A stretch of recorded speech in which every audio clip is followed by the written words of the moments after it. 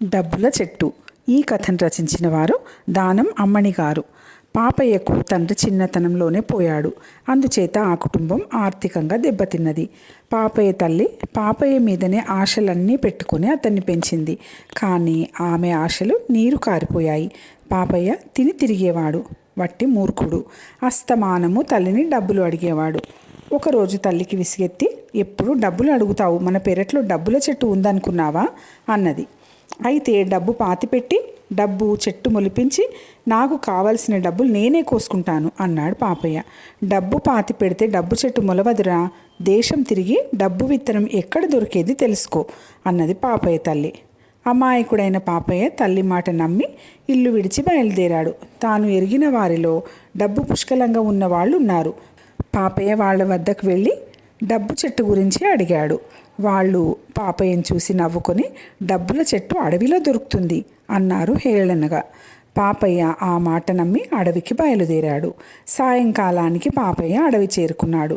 అక్కడ ఒక ముసలమ్మ ఎండు కట్టెలు ఏరుకుంటూ అతడికి కనిపించింది. అవ్వా, డబ్బుల చెట్టు విత్తనం ఎక్కడ దొరుకుతుంది అని వాడు ముసలమ్మను అడిగాడు.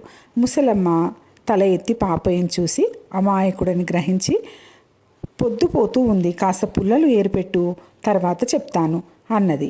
ఆనందంతో పాపయ్య గబగబా పుల్లలు ఏరాడు. బాబు, ముసలిదాన్ని మోయలేను, ఈ పుల్లల మోపు కాస్త ఇంటిదాకా తెచ్చిపెట్టు అన్నది ముసలమ్మ పాపయ్యతో. సరే అని పాపయ్య పుల్లల మోపు ఎత్తుకొని ముసలమ్మ వెనకాలే బయలుదేరాడు.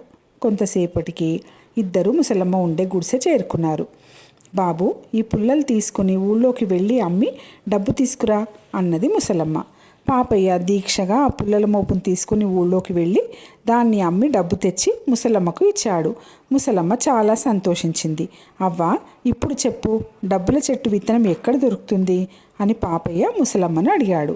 సమయం వచ్చినప్పుడు నేనే చెప్తాను, అంతవరకు ఓపిక పట్టు అన్నది ముసలమ్మ.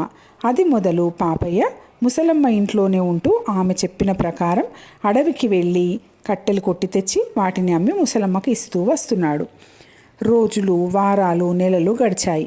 పాపయ్య కట్టెలు అమ్మగా వచ్చిన డబ్బులు ముసలమ్మకు ఇస్తూనే ఉన్నాడు.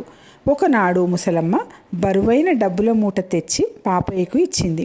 పాపయ్య ఆశ్చర్యపోయాడు.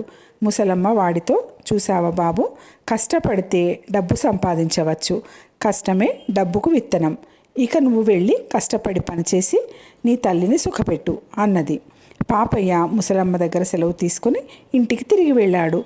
వాడు కష్టార్జితంతో ఇంటికి తిరిగి వచ్చినందుకు వాడి తల్లి ఎంతో సంతోషించింది. కథ సమాప్తం. మరో మంచి కథతో తిరిగి కలుసుకుందాం. ఈ కథ కనుక మీకు నచ్చినట్టయితే లైక్ చేసి మర్చిపోకుండా సబ్స్క్రైబ్ చేసుకోండి. మీ ఆత్మీయులకు షేర్ చేయండి. ధన్యవాదాలు.